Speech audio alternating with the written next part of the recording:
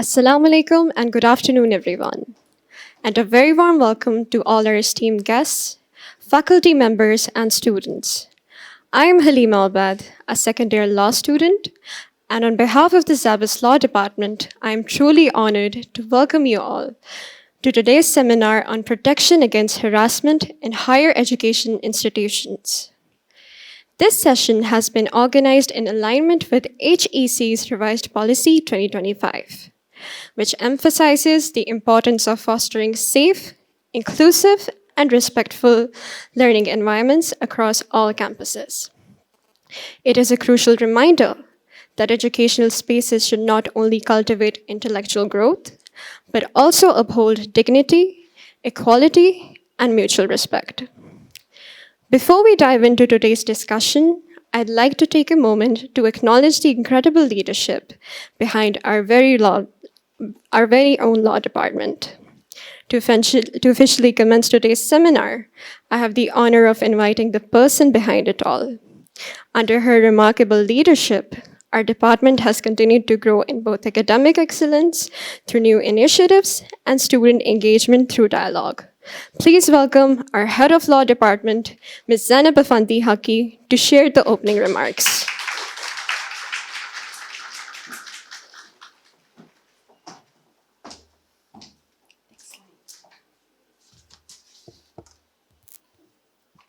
Thank you, Halima, for that. Ladies and gentlemen, Madam President, Professor Dr. Mukati Saab, Imtiaz Qazi Saab, respected deans, peers, colleagues, faculty members, as well as students, Assalamu alaikum and good afternoon. A tale as old as time, the strong preys on the weak. Harassment, be it verbal, written, through physical conduct, or sexual in nature, has been one of the overlooked aspects of this phenomenon. Fortunately, in the recent history of Pakistan, since the enactment of Protection Against Harassment of Women at Workplace Act 2010, we see this issue being addressed. The reason why I mention that is because prior to this act, if workplace harassment occurred, women only had to rely on general provisions of the Pakistan Penal Code. There was no law in particular to address their grievances. Some of the courageous women who wanted to take a stand and fight against this issue had to file FIRs or through civil law, defamation suits. Any of these women who filed these claims had to face public persecution, social stigma, and even character assassination. As far as their professional lives were concerned, many of them had to forego promotions and even had to face demotions. Eventually, most of them had to either choose silence or submit resignations. As a result, this act has been very revolutionary in its nature. However, the 2010 Act had its own limitations in that it only extended to women. Therefore, the legislature enacted the Amendment to Act 2022. The Amendment Act 2022 extends to men and women. Harassment can be on either gender. Furthermore, the harassment word definition goes on to expand to gender-based discrimination. Now, I'm not going to indulge into too many provisions of these statutes. Ms. Sana Pirzada is going to be joining us shortly regarding all of this, and she's going to be explaining it thoroughly for everyone over here. I will, however, say both these acts, as well as the HEC policy 2025 on protection against harassment, gives us a very comprehensive legal framework in our higher education institutions to address this issue. At Zabas University, we share this collective responsibility to ensure these issues are properly addressed. And we're very fortunate to have a committee on harassment, which is headed by Ms. Sayyeda Jabeen Rizvi. She's here with us right now. Thank you so much for leading this committee and addressing these issues. She makes sure support is accessible to every member of Zabas University's community. Every member. And on that note, I would like to express my sincere gratitude to every participant at this seminar. A special thanks to Ms. Sana Pirzada for taking her time out and sharing her expertise on this vital subject matter. Thank you very much.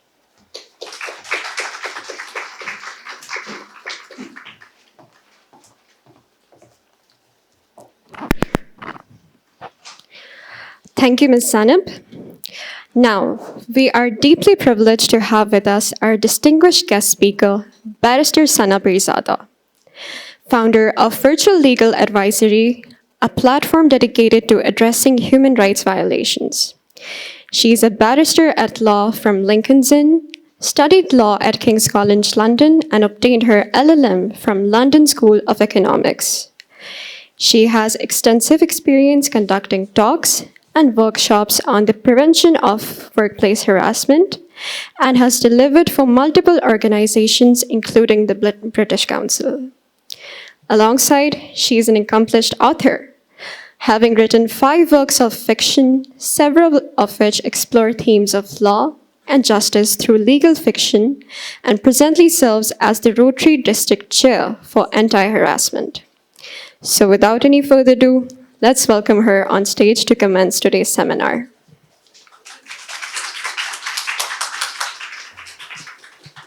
Turn off the lights.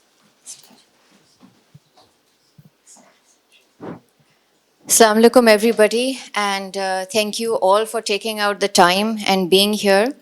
I'd like to thank Zainab at the very outset, because if it weren't for her and if it weren't for her efforts and initiative, I don't think that this very important session would be taking place. I thank each and every one of you for taking out so much of your precious time in being here, and to the students as well.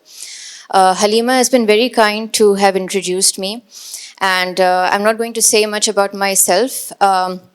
What I will, however, say is that for some odd reason, God has given me this responsibility of talking about harassment. And over the last couple of years, I have found that this has become my area of expertise. I receive invitations from TV channels. I receive invitations from all sorts of platforms, whether it's Rotary International, the Dawood Global Foundation, the British Council, and the topic is almost always workplace harassment. And I think that the reason behind this is probably because of the prevalence of this issue and the fact that despite all the laws that we have in Pakistan, we still experience societal stigmas. So I will just proceed. If you can just turn the lights off, I think it'll be better for people to be able to view it. Thank you. Okay, so I wanted to actually highlight at the very outset as to why am I conducting this workshop and why is it important, especially for students from their particular perspective. So before we come to sexual harassment, I mean, this is a huge topic. The first key thing is basically creating a respectful and decent environment. And when we talk about that, we are not just talking about workplaces. It begins from this level. In fact, it begins from your secondary schooling and your A levels and all. And then this is the stage after which you go to a workplace and you encounter all sorts of people. So this is why you need to be aware of these laws from this very stage. There have unfortunately been cases of sexual harassment at universities as well in Pakistan in the last couple of years. This is another reason why the management and the students need to be privy to the laws and the intricacies of harassment and also some of the landmark judgments, just so that you know what is the right legal recourse. As I said, when we speak about societal stigmas, many people still, despite the fact that people are still coming up, feel as if they are shunned by society and they don't have the strength to address these allegations of harassment. They feel that they'll be isolated. And the whole point is to make you feel empowered after this session, that should you feel you're being targeted for any particular reason, you need to speak out about that. So I'm going to just move forward. And I'm going to now go into the depths of what harassment is, and I'm going to clear a few misconceptions that people often have. So when we talk about harassment, this is a very general definition from the UN Women platform on harassment.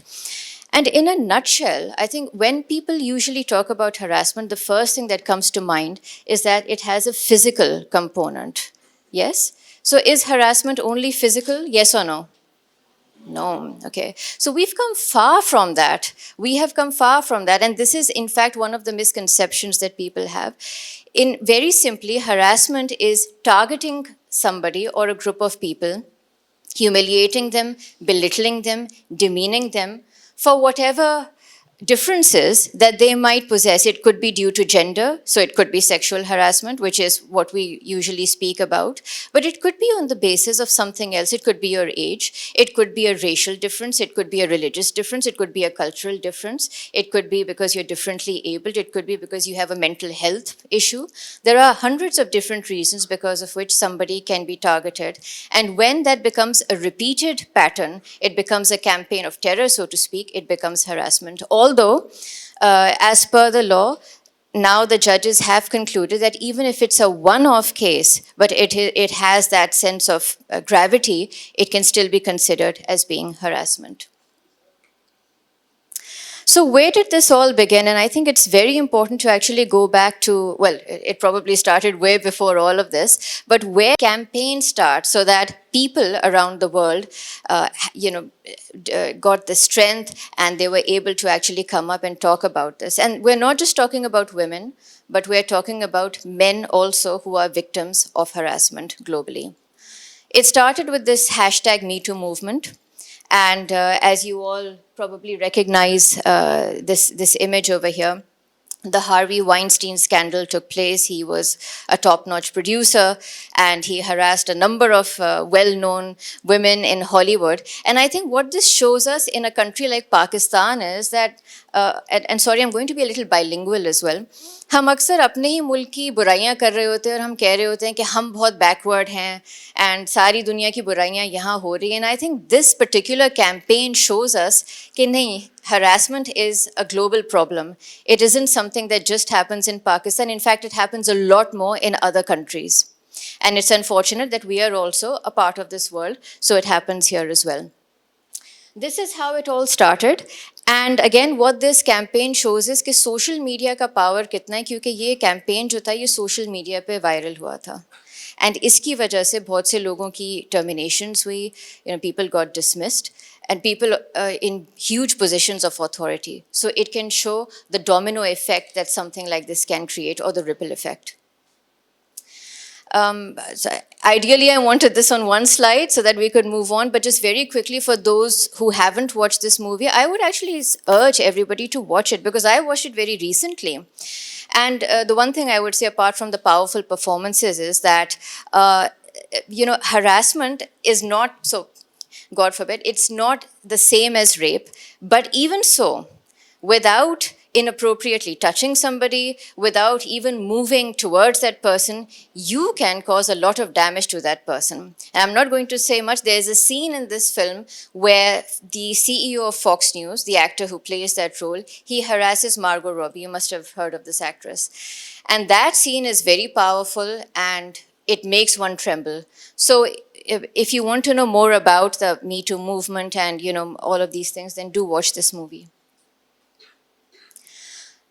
Okay, so I will share some statistics. I'm always very reluctant to share statistics regarding harassment, especially when it comes to Pakistan, for a number of reasons, कि यहाँ पे बहुत से cases जो हैं वो report नहीं होते हैं. And this is why we don't have a concrete data bank to show people कि हमारे पास कितने cases of harassment हैं. I know FOSPA has their own, and I'm going to share some as well, but I'm just going to share some universal statistics. So approximately 35% of women have experienced sexual harassment in their lifetime globally, but fewer than 40% seek help and less than 10% reach out to law enforcement.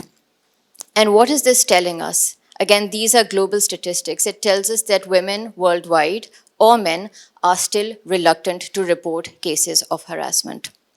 1 in 3 women have faced physical sexual violence by an intimate partner or non-partner. And this is a very important statistic. Please remember that, because this is applicable to domestic violence and all sorts of gender-based violence cases. In workplaces globally, 17.9% of employed men and women have reported psychological violence, with more men than women reporting this. Another thing is that in Pakistan, and I've spoken to many people in organizations who have actually confronted harassment, not just the women, but men as well. And in our culture, you'll be surprised to know that men are more reluctant, in fact, to come forward and report harassment than women. Why? Because we have this cultural stereotype regarding men that nobody can harm them, they're invincible. And it almost feels to them that their manhood is being impacted by harassment, and they feel that they don't have the strength to come forward with this. So again, this is something for men as well as for women to understand that you're not alone in this battle, and anybody who is a victim should come forward. Sorry, I'm just going to go back because, so these are some of the statistics that we have from Pakistan. There's this platform called the Digital Rights Foundation. And they serve as a sort of helpline where people can call and discuss cases of harassment. They're based in Lahore, and they're quite good, in fact. So based on their data from 2024, the people who called them up to complain about harassment, 56% of the cases were from women, but 43% of the cases were from men.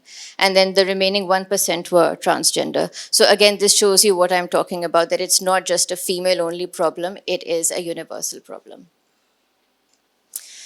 Okay, this is where it becomes a little interactive, but because we have time constraints, I'm just going to ask for a simple yes or no from all of you. Some misconceptions about harassment. So, does harassment only have to be sexual in nature? No, good. We don't have solid laws to deal with harassment, yes or no? Do we have a solid law to deal with harassment? Okay, we do, but I'll come to that later on. So this is a misconception. Again, when we talk about Pakistan, the first thing that comes to mind is, यहाँ पे तो कुछ होता नहीं है, ना कोई law है, ना implementation है. Now try to understand that yes, Pakistan is still evolving, and we do have many gaps in the legal and judicial sphere, no doubt about that.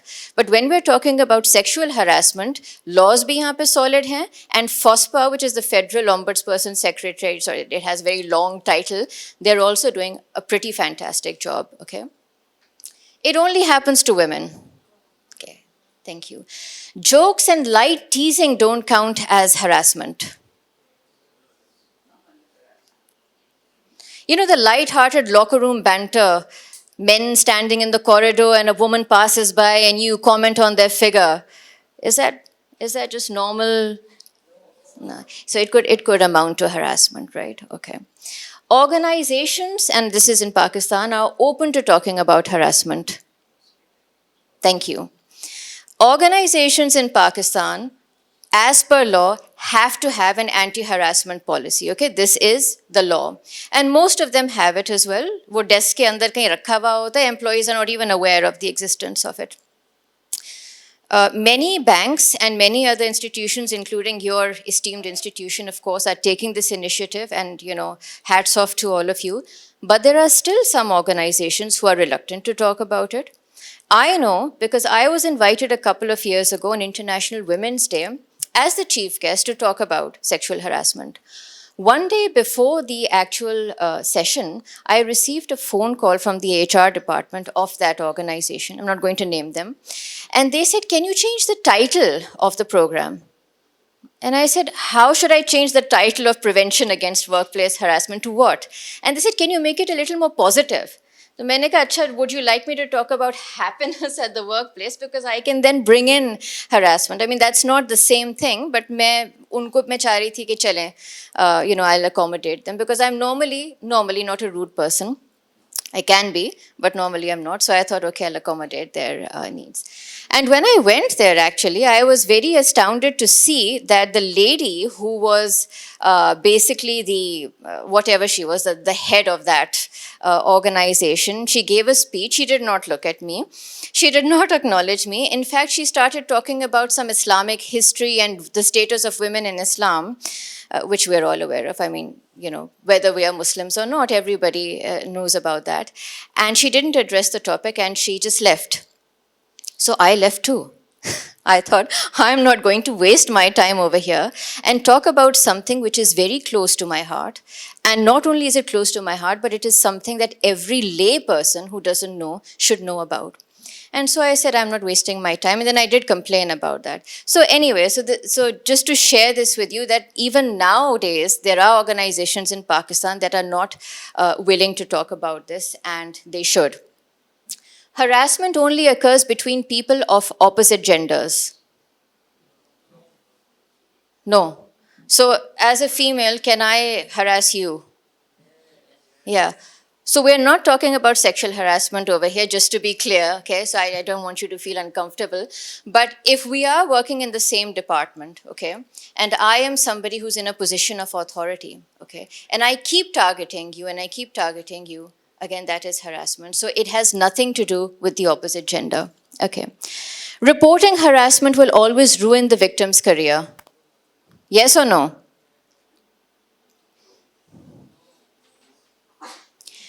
As unfortunate as it is, at times it does. We have seen this in Pakistan, that when a woman reports harassment, हमारी society में वो mudslinging शुरू हो जाती है, जो victim होती है उसी के खिलाफ हो जाती है. But having said that, there are some recent cases which have taken place, which do show us that women are coming forward, they are receiving respect as well. So again, this is one stereotype or stigma that has to change. Harassment has to happen in person and not online. This is very important, and I'm going to touch on this in a little more detail during the course of the workshop, because harassment post-COVID, it took a completely different form. Cyber harassment के cases बहुत बढ़ गए, and to date, in fact, harassment primarily takes place more online as opposed to physical harassment. Only supervisors or people in authority can harass others. No. So even a junior can harass a senior, okay? Harassment is just a personal issue and not a workplace problem. I think HR experts in this room are more likely to understand that. So of course it is a workplace problem, because where you have so every organization is supposed to have DEI, okay, diversity, equity, inclusion strategies. And when you have cases of sexual harassment, it sort of disrupts that DEI infrastructure. And when it disrupts that, it creates what's called a toxic work environment. And when you have a toxic work environment, it is an unhappy place for everybody. Okay. And then the last misconception, can a hostile work environment and emotional distress constitute harassment? Yes? Yes, it can. So again, we've moved from sexual harassment to hostile work environment and emotional distress. Okay. Now I'm going to tell you a story. Halima was kind enough to mention that I'm a writer, and what I focused more was on the legal aspects of my stories. What I didn't ask her to tell you was that I'm actually I'm actually a writer of Victorian Gothic fiction. So I write stories that are set in the Victorian era, and they're Gothic in the sense that they are reminiscent of books like Dracula and Frankenstein and The Woman in White and Agatha Christie tales. But you know, with all of those murder mysteries come legal aspects as well, and then there are trials as well. So I really like narrating everything in the form of stories, because I think it helps and it enables somebody else to understand what exactly am I trying to say. So listen very carefully to this story. So meet this girl, her name is Zainab. She comes from a low-income family, and she's waited many years for this scholarship opportunity. And she's finally won this opportunity to this prestigious university, and now she's starting her PhD in international relations. Okay, her hard work is finally paid off. Meet the supervisor, Mr. Farooq. I hope nobody over here is by the name of Mr. Farooq. But anyway, no offense to you. Okay, so Professor Farooq is a renowned professor, and he is somebody that people really want to have as a PhD supervisor. So Zenith is over the moon, but something has happened recently at the university. What's happened? A female student who was also Professor Farooq's student abruptly left the university. She was last seen leaving Farooq's office at 9 p.m. on a weekday. The university called her And she said that she could no longer afford the program, so she's decided to withdraw from it. When Farooq was asked about it, he said she was useless. She lacked dedication. She was a very non-serious student. Okay? And they believed her, of course, because he has such a wonderful reputation and people really like him. Okay. Now, this is a sort of dream come true for Zainab. And the reason why I say this is that many a times we have mentors in our life who we really look up to. And this is, in fact, one of the patterns of sexual harassment as well. So Farooq lavishes Zeenat with praises for her thesis. She's delighted. She's finally receiving the recognition she thinks she deserves. And she considers him a paternal figure. So when you consider somebody a maternal or a paternal figure, you want them to praise you. You know, you want them to appreciate your work. We all did. I mean, when I was at university at King's, I had wonderful professors. And had they not encouraged me, had they not praised me, I don't think that I would be here today, to be honest with you. Well, apart from Allah's blessings. But there are certain limits when we talk about comments and praises, okay? Slowly, the praises turn to suggestive remarks. I wish you could sit a little longer with me, Zeenat.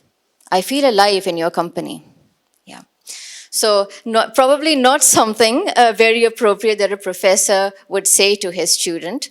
And these are the sort of remarks that can culminate into something worse. So Zeenat feels a little confused and a little uncomfortable at the sort of attention that she's getting from her professor now.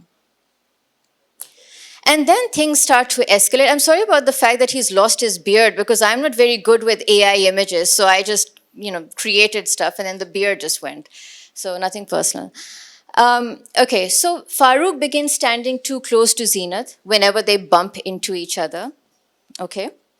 He repeatedly accidentally touches her arm or her shoulder, but it's done in a manner where it appears as if it's purely accidental.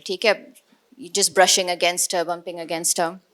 He starts sending her late night text messages with personal undertones as well. And he tells her that she will do very well in her PhD if she spends more time with him. Okay. How does this all sound so far? Good? No, not so good. Right. Okay, now in all of this that's happening, okay, we're not alone. We have people around us. We're not just sitting somewhere in a wilderness. We're living as part of a society. So Zeenat has her fellow peers around her. And let's see what their reactions are. So Hira notices Farooq lingering too long by Zeenat's side. She notices that. Ahmed overhears Farooq's inappropriate jokes. And David sees Zeenat's discomfort whenever Farooq whispers a comment in her ear. So they've seen all of this, okay? Now, what do you think they do about this? So Hira tries to console Zeenat privately, but she does not intervene directly, okay? Ahmed laughs awkwardly at the jokes to avoid tension, and David ignores it, thinking that this is not my business. Right attitude or wrong attitude? What would you have done if you think it's wrong? Right, we'll come to that later on. Now, what could they have done? Okay? Speaking up in the moment, I know that this is easier said than done. I know it's not easy for anybody to stand up in the middle of a lecture and say, this is inappropriate, professor. But if you see a wrong, and this is what I'll talk about when we talk about bystander intervention, that if you see an injustice taking place before your eyes, if you see something wrong, that is your chance to stand up for something that is right, potentially. Support Zeenat in making a complaint and report the observed behavior to the HR, to management, to dean, whoever is the superior authority. You need to take it further. If you feel that you can't intervene yourself, that's perfectly fine. You may not want to jeopardize your own career, or you might be afraid, but you can report it to somebody who can do something about it. I wanted to bring this in as well because बहुत सारी हम बातें कर रहे हैं regarding harassment, लेकिन इसका impact क्या होता है on the victim, right? And हमारी society में apart from harassment एक और stigma, and that is mental health. कि उसके बारे में हम बात कर नहीं सकते, we can't tell people, or if we do tell people that we are going for therapy, people start judging us and they come up with phrases like lunatic and pagal and God knows what. I know that we're getting over these stereotypes, but it's again a very evolutionary process. So, Zeenat says to herself, "Dear God, what did I do to deserve this? All my dreams are shattered." This is basically how she feels. Okay, she's going through anxiety and stress, probably even depression. She can't focus on her thesis. She was so enthusiastic about this PhD thesis. She had a wonderful proposal, but she just can't focus on her research. She's losing the confidence that she once had. She withdraws from university activities, and now she is considering withdrawing from the program itself. Okay. So what happens? Now, this is basically my advice to you and my advice to people in general, that we need to offer as much moral support as we can to one another. And the first place that the moral support comes from is from one's own family. So Zeenat's family offer her moral support. They persuade her to file a complaint, which she does several weeks later. The university workplace anti-harassment policy is referred to, and an inquiry committee is formed. As per law, so a 3-member committee is there, and one of them has to be a female. Okay. And then the inquiry process takes place, and the committee interviews Zeenat, Farooq, as well as the witnesses. Okay. And they collect documentary evidence, messages, emails, even if there is no documentary evidence. And if there were certain things that were said to Zeenat in private by Farooq, and she has no evidence to prove it, she can still say it, and that will still be used as evidence. This is also a misconception that people have, कि evidence का मतलब यही होता है कि तस्वीरें या text messages हैं. Well and good if you have that, but even if you don't have that, please write down dates, times, and the people who are around, the witnesses, and even the things that somebody has said. अगर आपके पास उसकी कोई evidence nahi bhi hai, even that in itself is evidence. Okay. And the inquiry committee then ensures confidentiality and protection against retaliation. कि जब तक inquiry चल रही है, ऐसा ना हो कि जो perpetrator है, वो कोई बदला ले ले victim से, right? And this is all the duty of the inquiry committee. What is the outcome for Professor Farooq? And we've seen this in a number of cases in Pakistan and beyond. We have different cases. So we've got the best case scenario. He's found guilty of sexual harassment and he's terminated by the inquiry committee. And we're considering the fact that this particular university, its inquiry committee, itni just hai that this is the conclusion they've reached to. But you have different kinds of universities. You have people who are discriminatory as well. They might side with the perpetrator. They might be friends with him. So worst case scenario is that the inquiry committee shows bias or unintentionally are not able to find concrete evidence of harassment. And thus Farooq maintains his post. Okay. And then what happens? And then, well, technically you go to a lawyer. I know I haven't mentioned all of that, but you can also skip all of that and you can directly go to the provincial ombudsperson or to FOSPA, which is the federal ombudsperson that deals with harassment. For those of you who don't know, basically, एक तो court होता है, high court है, and the ombudsperson acts as a sort of tribunal. And they specialize in different areas. We have about 4 different ombudspersons in Pakistan. One deals with banking cases, one deals with harassment and property matters. There are 2 others that I've forgotten at the moment. But anyway, let's focus on this. So, Zeenat then proceeds to FOSPA. Based on the evidence, they find Farooq guilty and the university then terminates him, upholding FOSPA's decision. Okay, did all of this make sense to you, this entire story? Will it stick in your heads now? Yes, okay, it should. All right, now I'm coming to the slightly heavy part, so which is why I wanted you to focus more on the story. So, laws जो हैं sexual harassment के, I'm just going to talk about them very briefly because if we go into the depths, 4 घंटे निकल जाएंगे. हमारी जो आइन है पाकिस्तान की जो कॉन्स्टिट्यूशन है that itself lays down the foundations for equality and women's rights, men's rights, employment rights as well. So that is actually the starting point. I know people don't have much faith in the constitution, but I would advise people, and you're all law students, I'm assuming, even if you're not, the constitution is there for everybody. So read it, please. The Pakistan Penal Code is the other relevant law where you have criminal provisions regarding harassment. And then you've got the 2010 Act, the 2022 Amendment Act, and the 2016 Prevention Against Electronic Crimes Act. So all of these are important. Let me just clarify कि ये जो 2010 और 2022 acts हैं, यहाँ पे जो sexual harassment के cases जाते हैं, they are administrative, okay? They're not criminal. If you want to file an FIR and if it's a criminal action, then you go to the police and then you go to the court. तो वो एक different उसका recourse होता है and you consult the Pakistan Penal Code. तो जितने भी cases 2010 और 2022 के act में होते हैं, they're all administrative matters. I know it's difficult for the lay person to understand, but I thought that I would make this distinction. Okay, I'm just going to skip this slide because I had deleted it, but suffice it to say that the Constitution of Pakistan is a beautifully written document with a lot of rhetoric. I don't know how much of it is reality, but in any case, it does uphold all of these principles, and this is something that we should aspire to. The Pakistan Penal Code has all of these provisions regarding harassment, and I think Section 509 is the most important, that any word, gesture, or act intended to insult the modesty of a woman is punishable by law. And when we say punishable by law, imprisonment and or a fine. This is what's important, and this is what I'm just going to focus on a little bit more. That when we talk about harassment under the 2010 and 2022 Act, तो उसकी definition ज़रा हम लोग और से एक दफ़ा देख लें. We have verbal sexual harassment and non-verbal. Verbal sexual harassment में sexual remarks आ जाते हैं, gender-based insults or sexual-oriented comments, jokes of a sexual nature that cause awkwardness, which we've spoken about, innuendos or taunting. तो taunting का मतलब ताना देने से होता है, और innuendos when you're saying something but you're not saying it directly, you're saying it indirectly, but it still harms that person.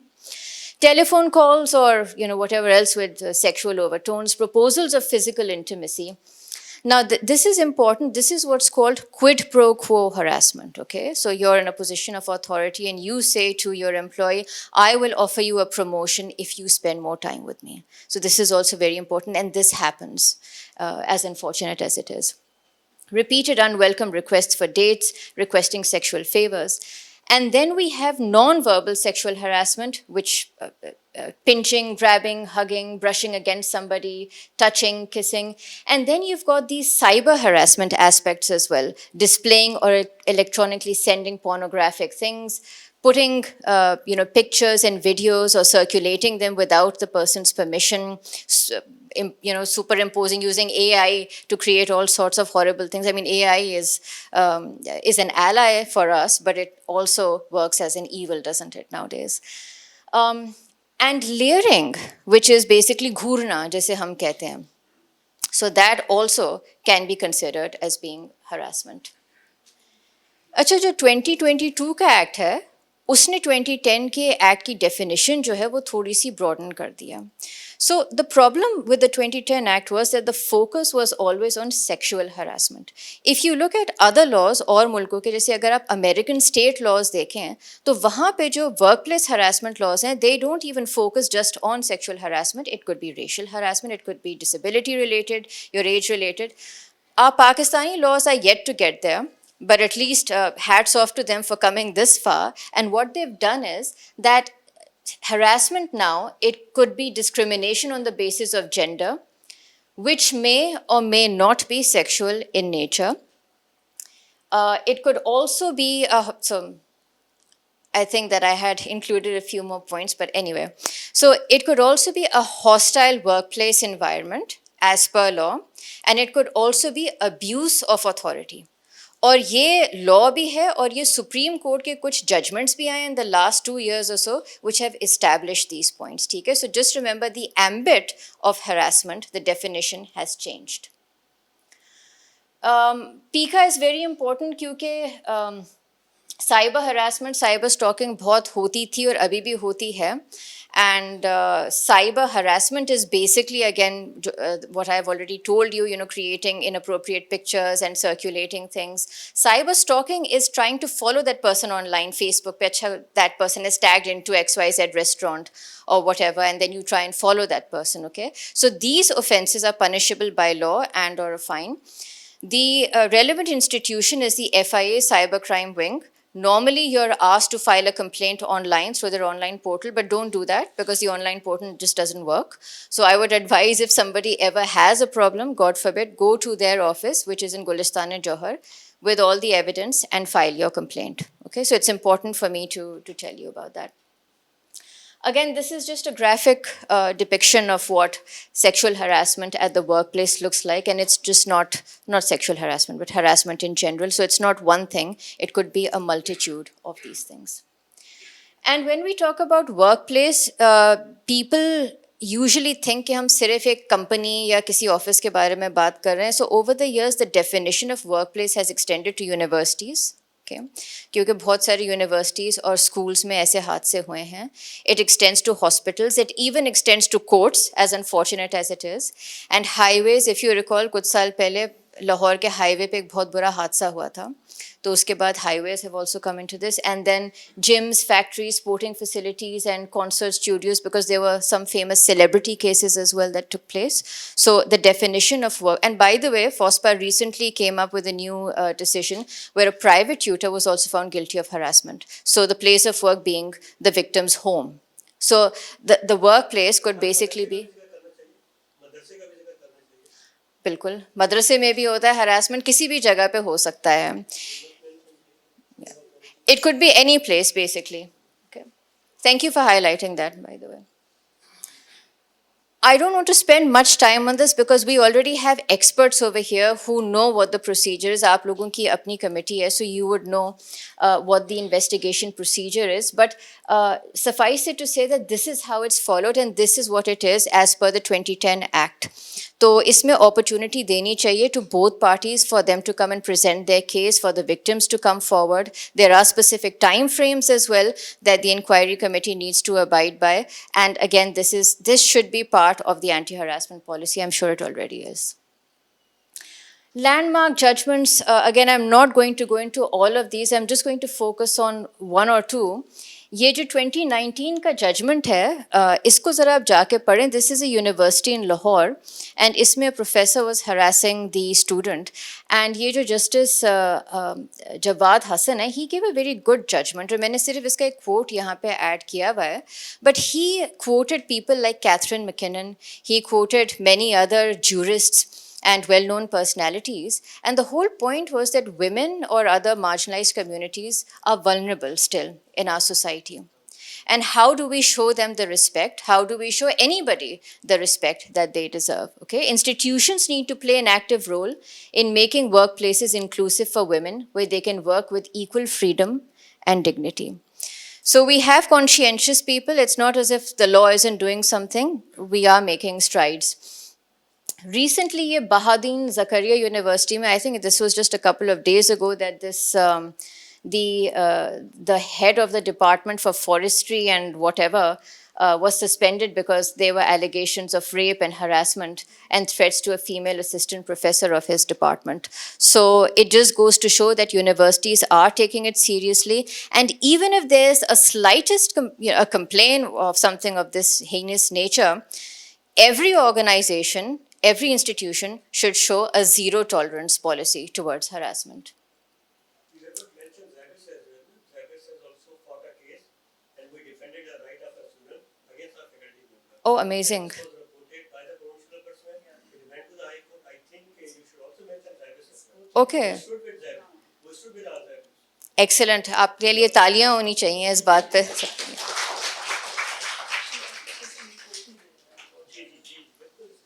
अच्छा, that's brilliant.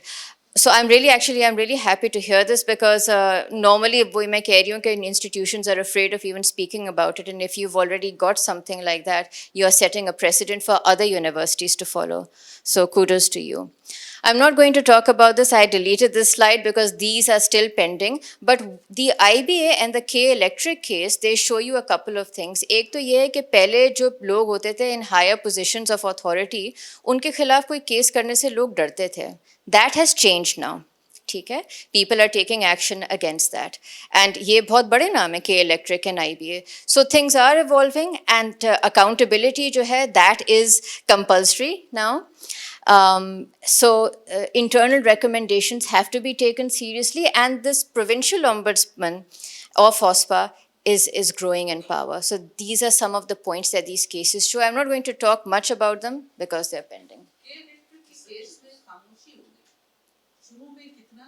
Yes, it's very unfortunate.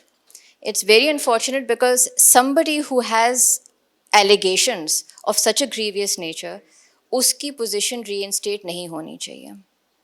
In my humble opinion, नहीं होनी चाहिए थी. But again, I can't comment on the way our judicial legal fraternity works in Pakistan, but there you go. Is the case in court now and is sub judice? Is the case sub judice now? It is. It's yeah. I'm not sure about the IBA case. I know that IBA case is also still pending. Yes, but there you go. So can we, I'm so sorry to interrupt, but we'll come back to the question and answer session at the end. I'm just going to quickly wrap up. Okay, I'm just going to quickly wrap up. This is the most important part of this session because this is what every one of you can do. Every one of us, ठीक है? हम सब lawyers नहीं हैं. हम सब law की degree करने के बाद भी law नहीं practice करेंगे. We might become Victorian Gothic writers for all you know. But ये चीज़ हम सब कर सकते हैं, ठीक है? There are two things. One is being an active bystander and the other is being a passive bystander. If I see somebody drowning in a pond, ठीक है? And I think this is not my problem, I'll just walk away.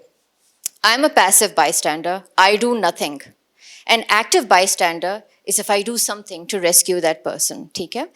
Always remember that doing something, and you're all law students or law lecturers, you would know this, an act can also be a crime, but an omission can also be a crime. And even in some instances, if it's not a crime, you have a moral obligation and a moral duty to act, okay? So that's where the bystander intervention comes in. First, assess for your safety, whether it's safe for you to intervene in the situation. If you're in a group, that's better. And finally, care for the victim, whatever the circumstances are. When we talk about sexual harassment, ये 5D strategy याद रखना. And I'm going to take you through the 5D strategy very quickly. So you're in a restaurant, okay, and you see a woman and you see a man who happens to be a stranger, and he comes very close to her, he starts passing comments, and she feels uncomfortable, okay? As a customer in that restaurant, what can you do? Distract, okay? You can approach the woman and you can say, oh, excuse me, aren't you Sarah? Oh, didn't we meet somewhere? Oh, excuse me, could you tell me the time? Just something that breaks the momentum of what's happening, okay? The harasser will realize that he or she is being observed, and that breaks down the tension that has been built. Delegate. I don't feel comfortable doing something myself. So I'll go to Zainab. Zainab is the manager at the restaurant, and I'll tell her to intervene. I'll tell her to come and say something to the harasser. Document. If you feel that you can record something, go ahead and do it. But please do not share anything that you've recorded without the victim's permission, okay? In fact, share it with the victim and ask them what would they like you to do with it. ये हमारी society का एक बहुत बड़ा problem है कि किसी की permission के बगैर we start circulating things. So I think it's time for us as a society to start showing some etiquettes as well, okay? Delaying tactic simply means that you've witnessed something that's happened, and once that has happened, you then approach the victim and you ask them if it's okay, if they're okay, and if they need any assistance. Direct confrontation is probably, the most, well, it's something that you would expect one to do, but again, you have to assess your own safety. And the direct approach sometimes can be the best, to walk straight up to the harasser and tell them to their face, we don't appreciate your actions, we are seeing what you're doing, you need to shut up. but you need to assess your safety before doing that. There's a video after this, Zainab. Do we have time to? No? Yeah, or we can skip that and move on to the final. Let's move on. Let's move on because I've explained it, right? So, 1 second. 2 videos.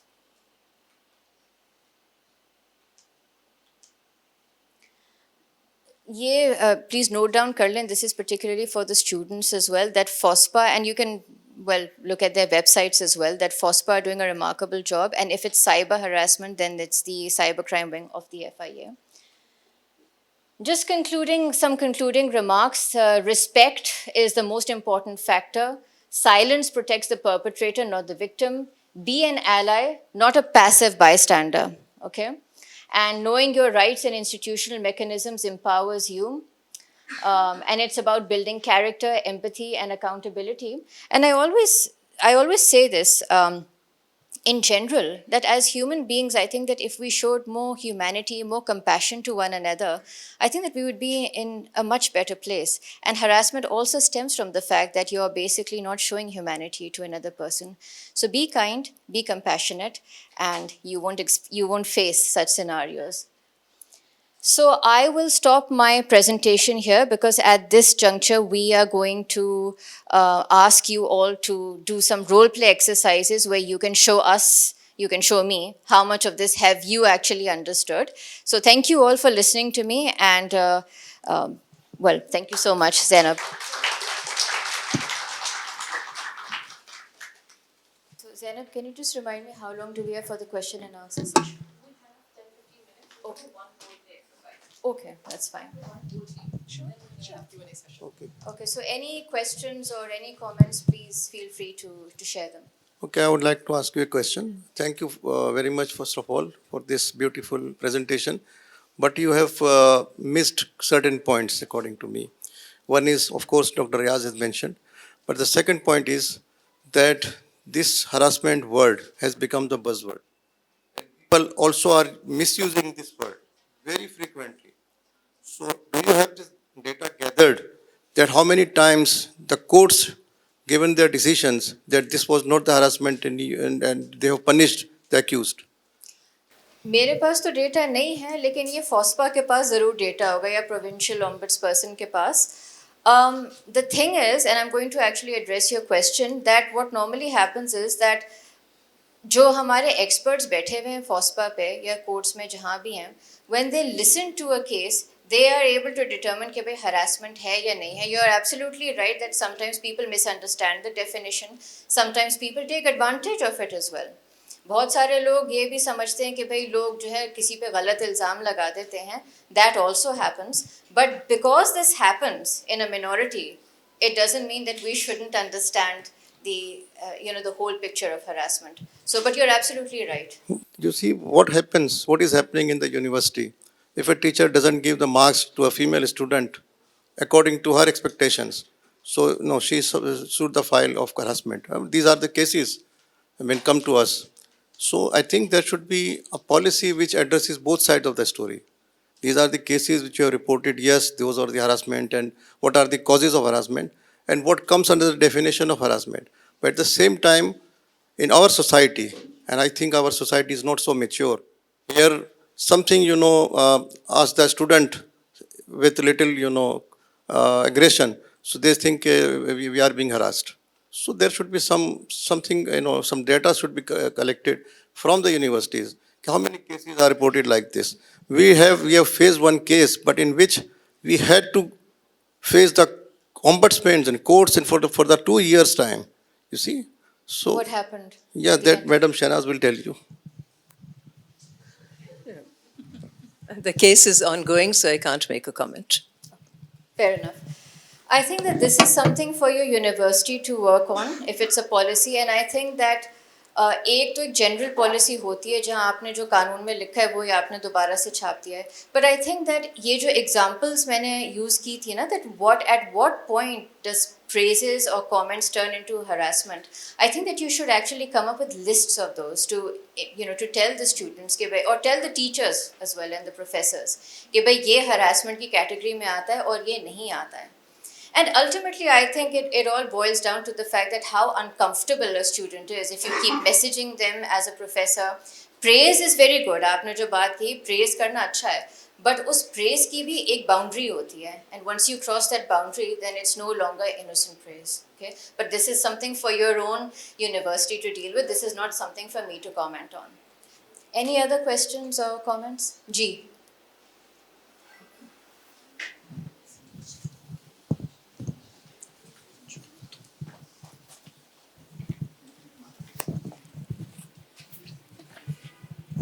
Assalamualaikum.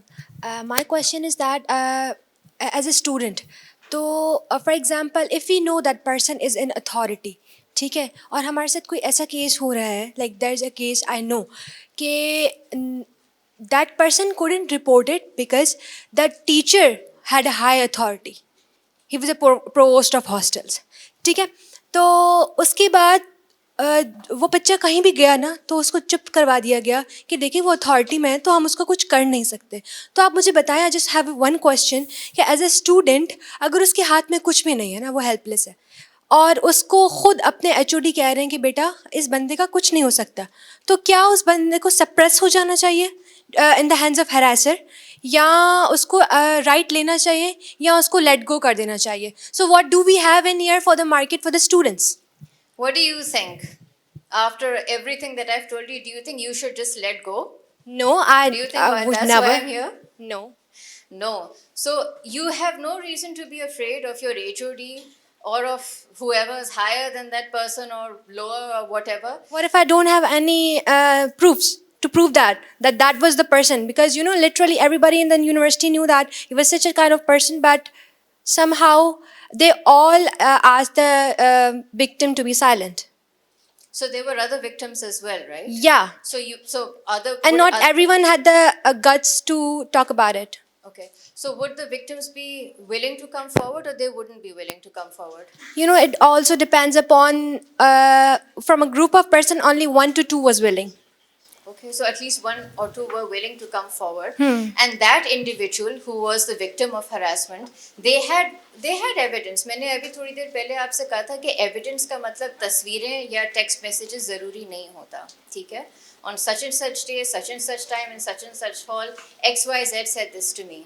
Okay, you make a note of all of these things, and if you feel that your head of department or whoever is biased towards you, then you move on to some external authority, and that's where I've mentioned FOSPA, or I've mentioned other potential, recourse that you can take. You can approach a lawyer and discuss your matter, but the point is that you need to discuss it and you shouldn't suppress it. Okay, thank you so much. And when we talk about Zabist, you have a very active anti-harassment committee. Zainab has been telling me very good things about it. So I think when it comes to Zabist, you need to approach that, to begin with. अस्सलाम वालेकुम, my name is Abdul Moiz, I am second year student. Ma'am मेरा question ये है कि जो फोस्पा है जिसके बाद आपने जिक्र किया, उसका जो पर्पज़ है वो ये है कि हैरेसमेंट से प्रोटेक्ट करना है सिटीज़न्स को. तो उसके जितने भी डिसीजंस होते हैं वो हाई कोर्ट में जब जाते हैं और जब सुप्रीम कोर्ट में जाते हैं तो वहाँ पे स्टैंड नहीं कर पाते. तो आपको क्या लगता है कि वो फीमेल बायस ज़्यादा होते हैं या प्रोसीजर कोई फ्लॉ नज़र आता है? Thank you.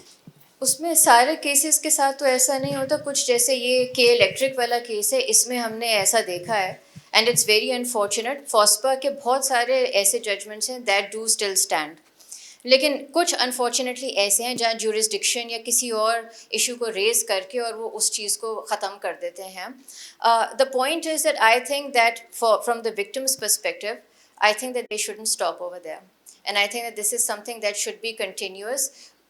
You need to know one more thing as well, and I'm not going to talk much about it because I've recently been a part of this, that the law is changing even further now. ठीक है, जो हमारा ये 2022 का भी कानून है, इसके बाद भी now they are going to make a further amendment because of all of the gaps that exist presently in the legal field. pertaining to harassment. So हो सकता है कि जो नए law आए, it might clarify things a lot more for the victims of harassment.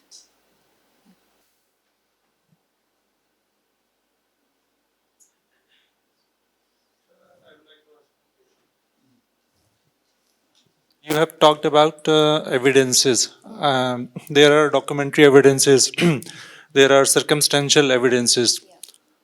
So you are saying that merely taking a note of a meeting which has no documentary evidence can also serve as an evidence. Yeah. So this could be an alarming situation for the person who has been alleged for this act. So how would you explain this specific phenomenon that only taking a note could serve as evidence? Okay. So firstly, harassment is a repeated pattern of behavior. ठीक है वो it can be one off as well, and one off उस sense में होता है जब बहुत ही grievous situation होती है. ठीक है उसका evidence अगर आपके पास नहीं भी है तब भी I'll still say that the person, the victim can go and talk about it wherever. ठीक है but normally they are repeated events. तो रिपीटेड इवेंट्स जो है, मैं इस हॉल में हूँ आज, यहाँ पे कुछ हो सकता है. ठीक है हो सकता है कि उसी इंसान के साथ 2 दिन के बाद कहीं कैफेटेरिया में मैं मिलूँ तो वहाँ पे भी हो. ठीक है and there must be somebody around. हो सकता है आज जैनब है, कल हो सकता है दैट हलीमा मेरे साथ हो. So there must be somebody around. Maybe it's just the canteen वाला who seen something, maybe it's the gentleman who is recording us, right. There is always someone around to support your evidence. तो जो आपने मुझसे बात कही, yes, you're absolutely right. Sometimes there are weak evidences as well, जिसकी वजह से cases आगे नहीं बढ़ पाते. And that is also a dilemma, क्योंकि उसमें ये भी होता है कि कोई एक innocent victim होता है, उसके पास इतना proof नहीं होता. And there is a one-off episode जिसको वो ज़्यादा elaborate नहीं कर सकता या कर सकती. वहाँ पे फिर there is a slight gap. But having said that, bear in mind that when we talk about the ombudsperson, they do take into account anything and everything, even if it's just a one-off event. Thank you.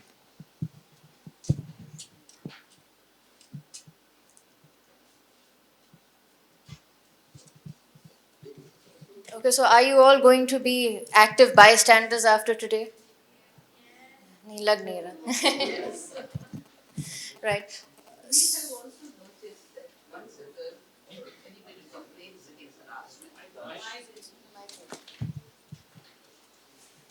We have also noticed that once a student complains against harassment and the inquiry committee is sitting to do everything, and when she's called, she backs out.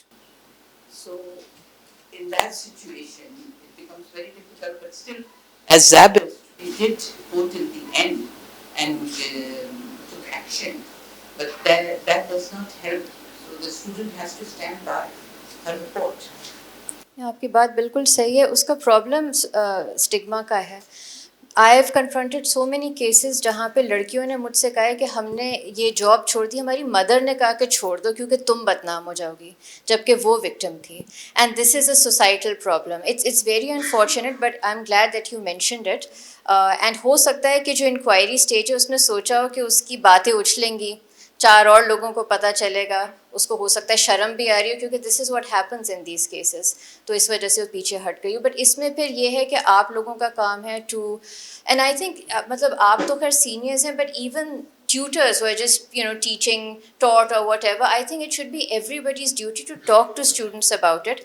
Her session के and में 5 या 10 minutes के लिए they should just talk about compassion, they should talk about the do's and don'ts. Basic चीज़ें करके भी अगर आप किसी से बात करें तो I think it will instill some kind of confidence in the students.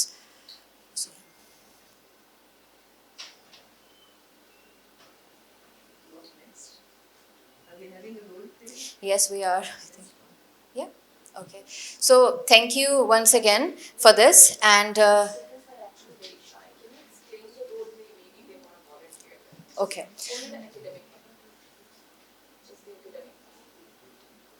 No role play. So you people don't want to participate in the role play exercise? Okay, so role play exercise के मैं एक scenario दूंगी आप लोगों को, ठीक है.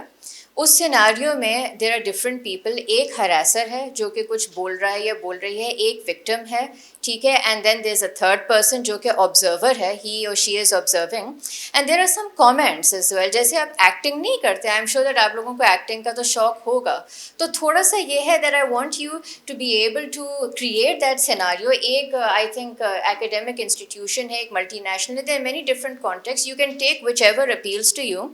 आप लोग आपस में डिस्कस कर लें in groups, and what I then like you to do, whoever is comfortable, यहाँ स्टेज पर आके in 5 minutes you can actually carry out the role play. One needs to be the harasser. आप दिखाएं कि harassment कैसे होता है.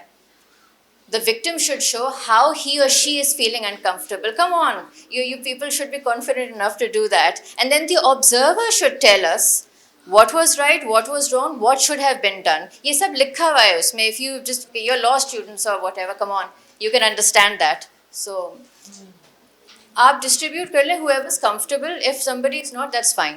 You can start. Hello everybody, I need your attention here. So we're doing the scenario 2 on academic institution where he's the harasser and she's the victim.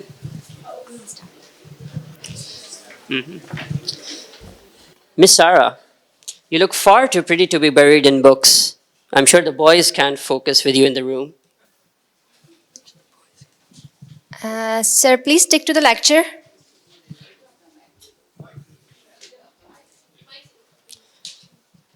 Relax, Sarah.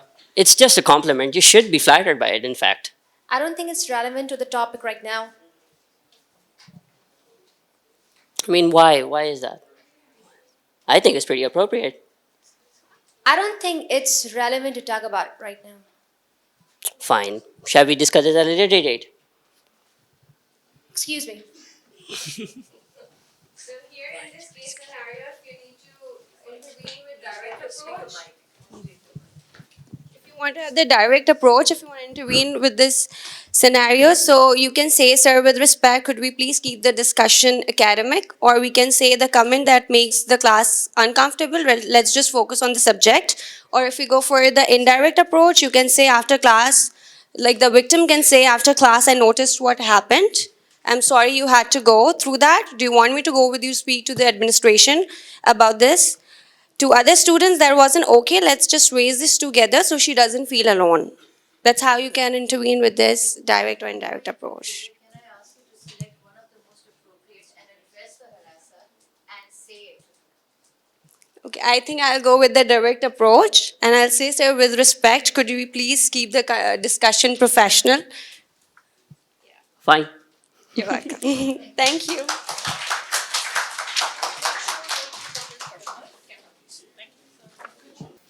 You have been doing hard work. If you join me for dinner tonight, let's say your promotion might be much easier. I'd prefer to keep things a bit more professional, sir. Think about it. I can make it or break your career here. No, please don't. So, how can a colleague overhears intervene respectfully without you paralyzing the victim?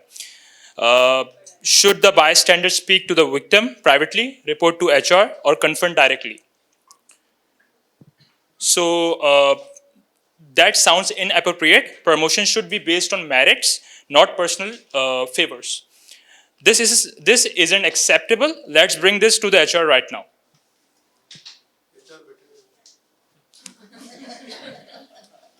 What would you say to the harasser? I would say that he should be more professional. You should be more professional.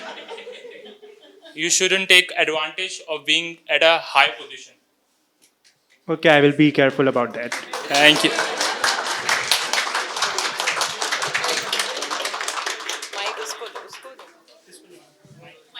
Good job, everyone, with your wonderful acting skills. And thank you, Ms. Sana, for your insightful and thought-provoking session. Your words have shed light on importance of awareness, responsibility, and empathy within our educational institution. I would also like to extend heartfelt gratitude to our respected faculty members, students, and guests for taking the time to be a part of this important discussion. Let us carry forward today's message that creating a safe space in academic environment is not just an institutional duty, but a collective responsibility. Before we end, I'd like to express our gratitude to everyone who made this session possible. And now, it is my honor to invite Ms. Shahnaz Wazir, President at Zabist University, to share her closing thoughts and reflection with us. Ma'am, please grace us with your words.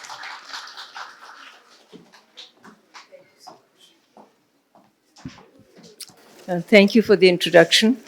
And I'm extremely pleased, Barrister Sana Pirzada, that you've taken the time to brief us and explain elaborately what the implications and implementation issues are around the Act and the law, which is protecting both men and women against workplace harassment. We have our vice presidents here, whose presence I would like to recognize, Madam Nasreen Haq, who will soon be notified as the convener of the Gender Equity Committee and the gender focal person for Zabist University, and Dr. Mukati Saab, who's always taken a very keen interest in creating a very nurturing and positive environment in Zabist, both amongst students, faculty, and staff, and everybody who's here, and our guru, Mr. Imtiaz Qazi Saab, who looks after HR. And because HR is very much the office which addresses a lot of issues and concerns about what happens on campus with regard to both students, faculty, and staff. And so for me personally, Barrister Sana, this is a very, very informative session. And it reminded me of the time when I was the member of the National Assembly in 2008 to 2013. And we were a group of women who had worked on women's rights for a long time. And we felt that there was a lot of legislation taking place, लेकिन ख़वातीन के बारे में और औरतों के हकूक़ के बारे में बहुत कम legislation थी. So we created a women's parliamentary caucus, the WPC, because prior to that there was no other caucus. For those who are law students sitting here and who've studied how a National Assembly works, how laws are presented, debated, passed, assented to, and how they then move from the halls of the National Assembly or Provincial Assembly into the offices of institutions, government, courts, judges, cases. They unfold like that before the rest of the country. So Women's Parliamentary Caucus of 2008 was the most active caucus that this assembly has seen even till today, very frankly. A number of laws were passed at that time, and for any students who are interested in looking at gender-related legislation, just take a look. There are about 8 or 9 laws that have been passed in the last 12 to 13 years relating to women, but this was the first one. And that's why at that time it still talked about protecting women against harassment. But after that law was passed, it was very clear that harassment is not only against women. Many times men will harass men. Many times a woman in a more authoritative position will harass men. And it has a lot to do, it does not have totally to do with gender. It has a lot to do with other things. Social status, economic status, power relations in an organization, ethnic, linguistic, minorities, and so forth. So there's a lot of harassment. And I think the amendment of 2022 widened the scope of the law. So I'll not say much more about it, since I've worked on it very intensely with about 4 members of the Women's Parliamentary Caucus. लेकिन एक तो चीज़ें मैं आप सबको बताती चलूँ कि जब हमने ये लॉ पर काम करना शुरू किया वुमेन पार्लियामेंट्री कॉकस में, तो 9-10 ख़वातीन थीं. उसमें 2 ख़वातीन थीं जो बहुत ही कंजर्वेटिव रिलीजियस पार्टी से थीं. तो उन्होंने तो वहीं पर इस चीज़ को अपोज किया कि इस पर हम डिस्कशन भी नहीं करेंगे. ये कोई ज़रूरत नहीं ऐसे कानून की, हरासमेंट के बारे में, ख़वातीन के कानून की कोई ज़रूरत नहीं, क्योंकि हमारा जो दीन है इस्लाम, उसमें औरत की जो पोजीशन है वो वाज़े तौर पर सबके सामने है. और जो इस्लाम औरत की पोजीशन के बारे में या ख़वातीन की पोजीशन के बारे में कुरान शरीफ में लिखा है, हदीस में है, सुन्ना में है, तो उसमें सारी चीज़ें बिल्कुल क्लियर हैं और ये काम नेशनल असेंबली का नहीं है। तो उन्होंने जाके अपने पार्टी लीडर्स को कहा और उस वक्त हमें बड़ा प्रॉब्लम पड़ गया, तो फिर हम उनके पास गए, मौलाना फजलुर रहमान साहब के पास और 2-3 और लोगों के पास, और उनको कहा कि देखिए हम यहाँ पे हर पाकिस्तानी शहरी के हकूक़ की बात कर रहे हैं ताकि हर पाकिस्तानी खातून को तहफ़्फ़ुज़ मिले। She should be protected, she should have her basic fundamental rights insured. So there was that great tension for a long time. Anyway, we worked on this. It took us a long time, many weeks and many months. Finally, the opposition parties, Muslim League, decided that they would support this legislation. Initially, they were not ready to support it. And they sent their lawyer, their advisor on law, Mr. Shahid Hamid, to work with us in the parliamentary caucus. So I can remember that we worked on this for 3 evenings until late into the night.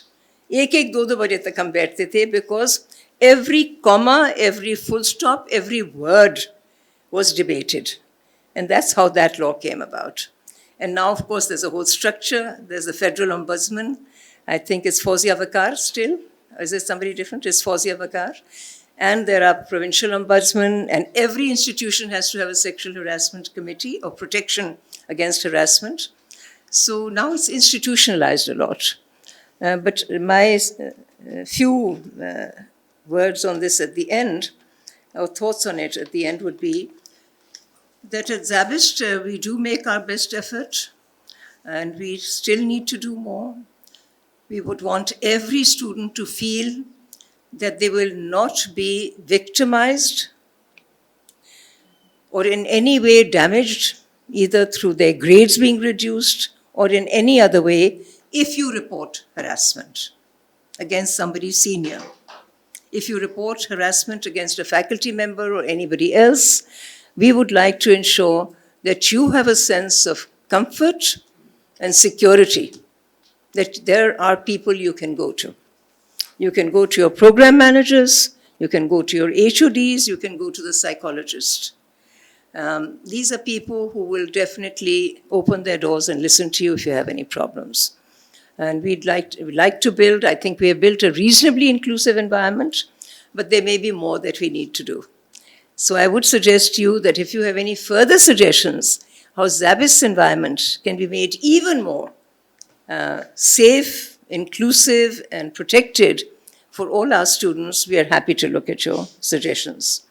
And I'd like at the end just to thank you very much for once again giving us a wonderful talk. I don't know how that 1 hour or 1.5 hours have gone. They've been very, very useful. And thank you very much, the head of the law department, Ms. Zainab. It's been, I think, a very useful session. I hope that you'll have more sessions like this, whether it's gender-related legislation or on rights or anything else, any other, that relates to everybody sitting right here in this university. So thank you very much.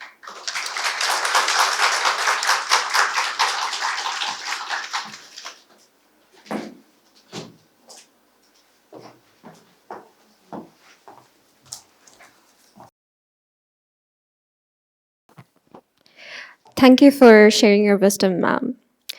Now, I would like to request Ms. Shahnaz Wazir, President, Zabist University, Vice President, Academics, Dr. Altaf Makati, Vice President, Planning and Finance, Ms. Nasreen Haq, and Vice President, Administration, Mr. Imtiaz Qazi, and Ms. Zainab Afandi to grace the stage and reward a token of appreciation to Barrister Sana Mirzada.